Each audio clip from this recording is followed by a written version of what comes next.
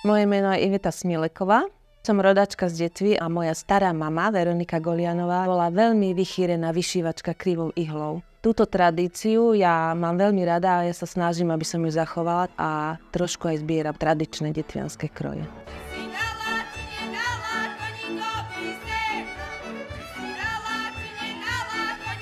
V roku 1966, keď boli prvé slávnosti, som už ja účinkovala ako také trojročné dieťa a vlastne my ako moja mama a deti, všetci sme tam boli zapojení, takže ja už mám aj fotky z prvých slávností.